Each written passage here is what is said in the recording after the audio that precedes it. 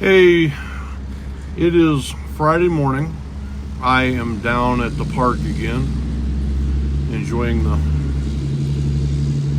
cool morning. Actually, it feels really nice. But today's video, I wanted to talk about my time teaching English. So, as you know, I spent time in China. So I moved over there in well, it was actually, to be precise, it was August 19th, 2011, and I returned back to the United States on October 10th, 2015. So I was over there just a little over 4 years. And I wanted to talk about the teaching jobs that I had. So when I first arrived over there, I was in a town up in northeastern China called Harbin, and I had to be there for a month to attend my training school so that I could learn how to be an effective teacher. So that lasted approximately a month. It was 30 days or so. And then from there, I went to my first job in a town called Taiyuan, which is not to be confused with Taiwan. It's southwest of Beijing, a couple hours. And that was a private primary school with ages ranging from kindergarten all the way up to 12th grade. So I actually had two different grade levels that I was teaching at. So my memory's kind of hazy, but I believe I had either 10 or 12 different 6th grade classes that I taught. And then I believe it was 5 different 12th grade classes that I taught. And some of these classes were in the morning, some were in the afternoon. I had like a detailed work schedule that they printed out for me so that I could keep track. And surprisingly, most of their English was actually pretty good, especially the 12th grade students. I wasn't so much there to be a teacher as I was just to kind of create an English immersion environment. So we would do things like, play games like charades, for example. We played charades in the 12th grade classes. The 6th grade, I had to kind of slightly adapt because they are younger. They like more exciting games and, things of that nature. But I did that from the time I got to Taiyuan, which was would have been late September, I guess, until that would have been late May, I believe. So I was only there for just the one school year. Now, the cool thing about the first school that I went to, now the name of the school was Shenxi Modern Bilingual School, or SMBS. So in China they have a thing called Spring Festival where everybody travels back to their home or their native region of the country, I guess, whichever province they're from, because most people in Beijing or in other cities especially, but they're not from there. They're actually typically from the countryside. In any case, Spring Festival, everybody travels back. Now, typically it only lasts 2 weeks. However, this first school they sent me to, they gave us a month. And so that was pretty cool and unique. So I did a little bit of traveling. I went to Shanghai, Trying to think. No, I went to some other places. I'm kind of drawing a blank. It's been a while back. But anyway, so after the conclusion of that school year, I took a week or two before I had to move out. I went up to Beijing and I found another job. So obviously I took that time to look for a job, and then I came back to my apartment in the school because they provided a free apartment, which was, it was pretty good. I didn't make that much at that school, but I got the free apartment. So anyway, I moved to Beijing. In Beijing, I actually worked at two different schools. So the first school I worked at was a kindergarten southeast of the city.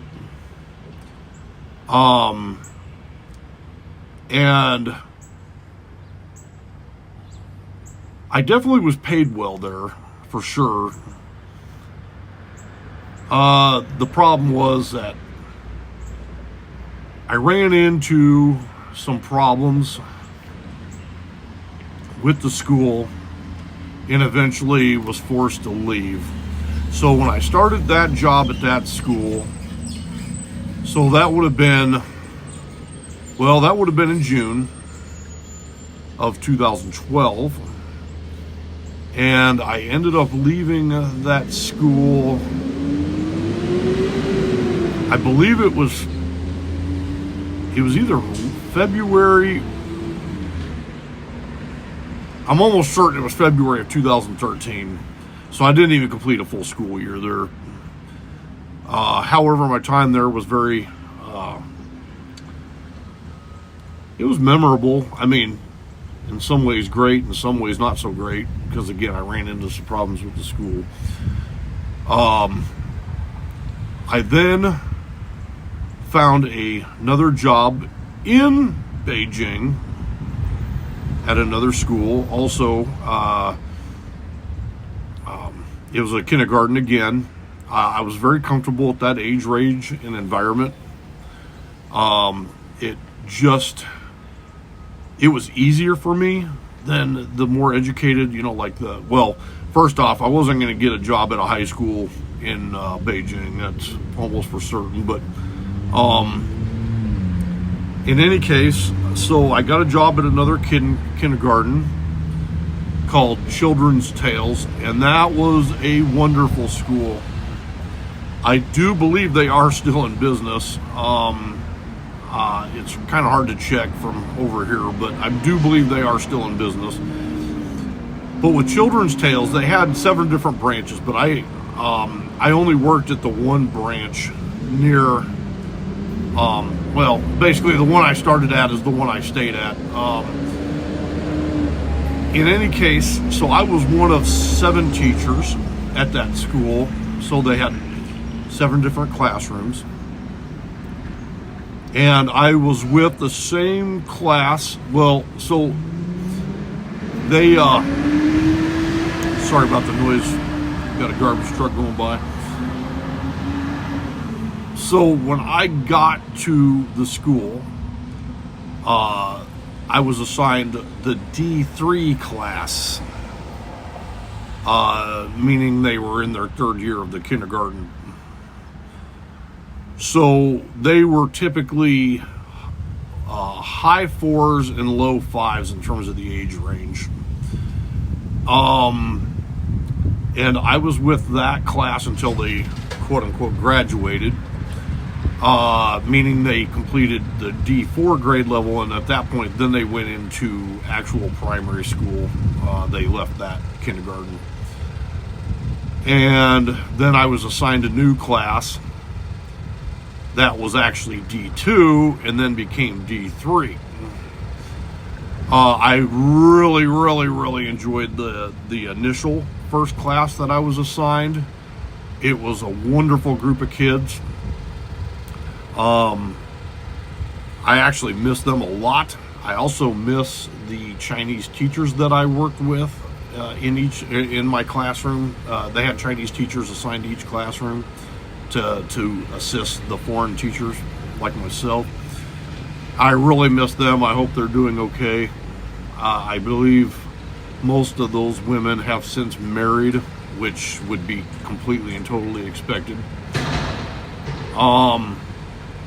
So I was at that school from March of 2013 until I actually ended up leaving there at the end of my final contract. I had 2 contracts with them, and the second contract ended it's right at the tail end of July, I believe, July 31st of 2015.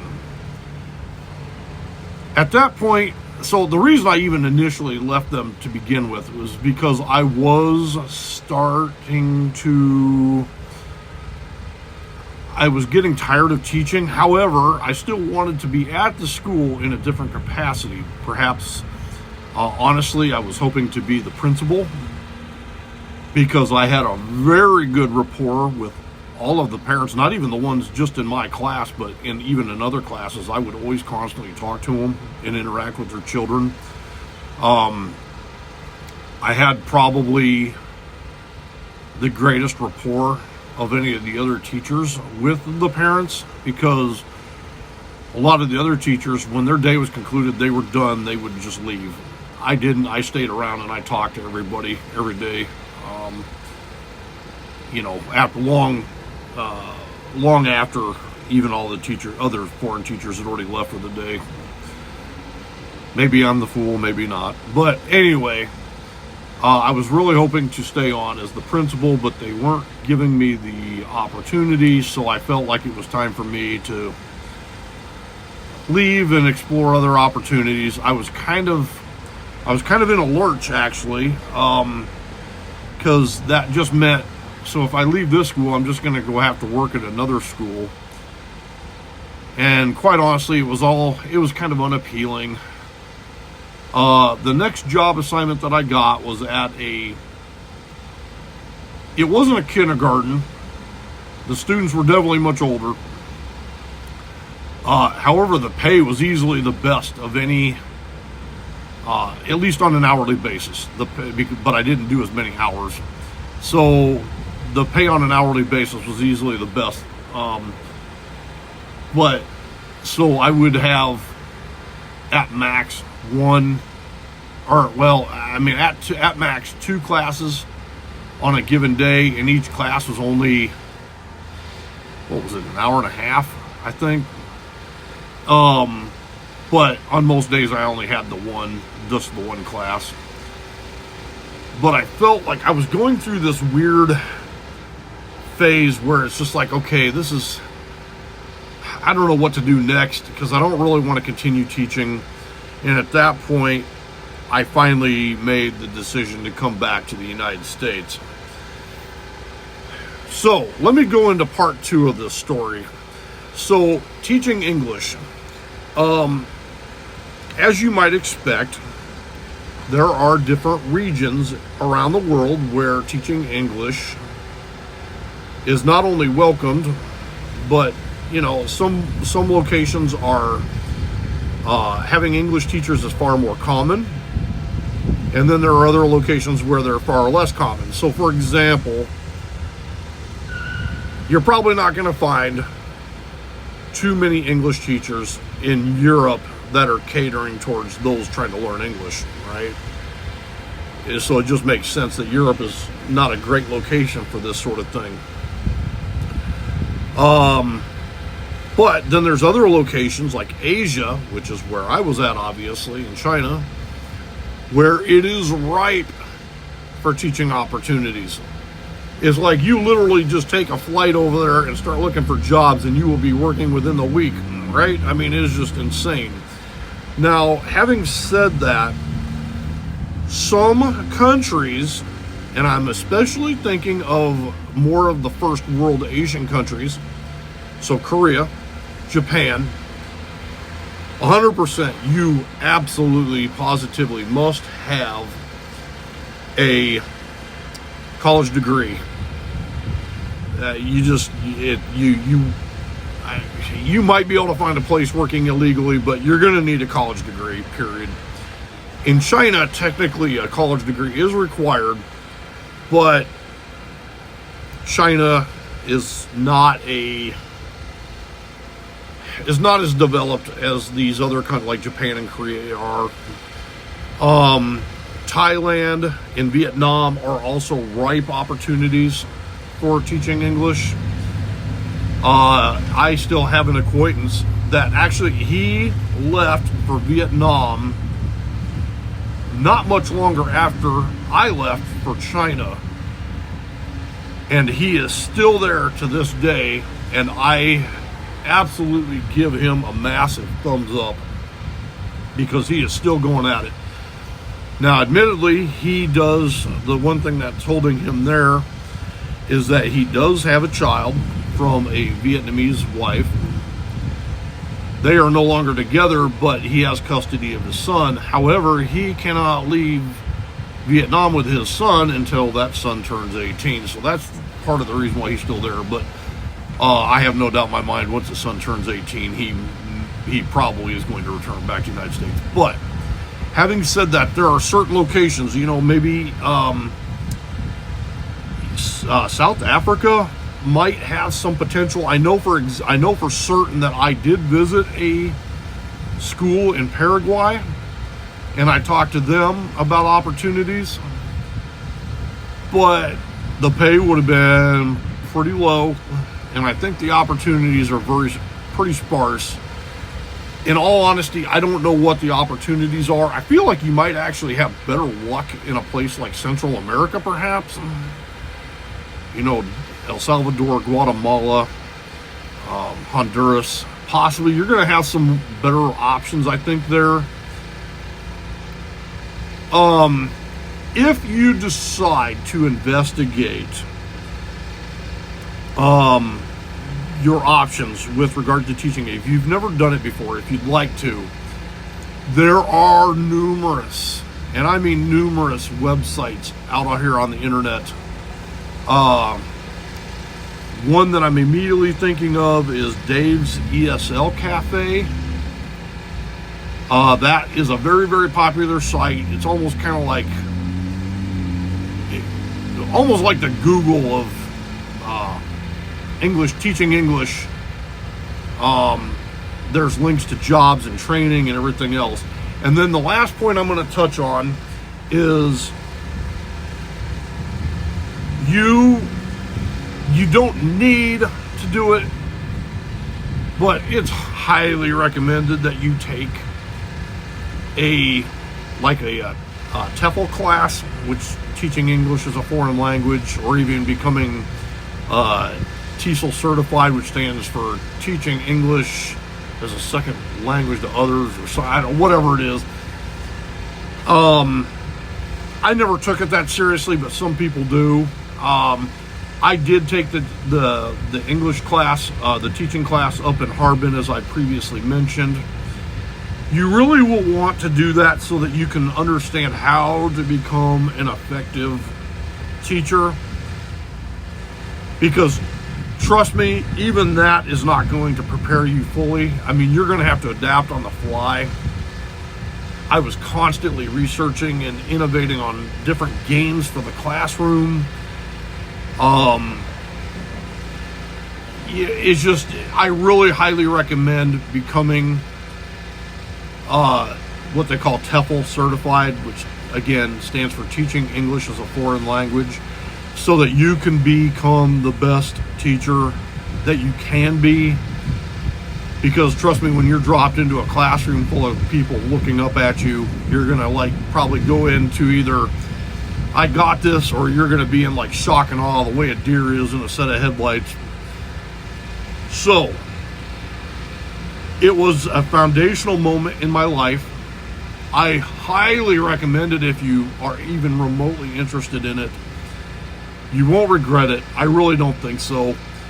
You just need to get that certificate that you've been trained as a teacher. You need, and they're not that expensive. Those TEFL courses are dirt cheap. like less than $200, I think. You still need to identify where you would like to go and teach. Generally speaking, Asia is going to be the best location that you can consider for jobs. I mean, bar none. There's no other part of the country or world even comes close. Japan and Korea is great if you have a degree. They pay the best. China, Thailand, Vietnam are great locations. If you don't have a degree, the jobs are plentiful. Other than that, explore your options. Look on the internet, see what's available out there. Get trained, get certified, and then just make the most of it and explore the new world that you will be entering. So I know this video is very long. I don't really apologize for that because there's just so much information to convey and relay. And also I told the story about my time in China, which was, even now, it's like locked into my memory how memorable it was for me.